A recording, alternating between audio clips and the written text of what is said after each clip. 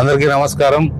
ప్రజలారా, మీరు ఒకటంతా తెలుసుకోవాల్సిన విషయం, వైసీపీ డ్రామాలకు తెరలేపింది పాదయాత్ర రూపంలో. మనం త్వరలో అంటే 4-5 రోజుల్లో, వారం లోపల శుభవార్త వినిపోతున్నాం. జీవో రాబోతుంది. మీరు ఒకరు కూడా మీ సమయాన్ని వృధా చేసుకోవద్దండి.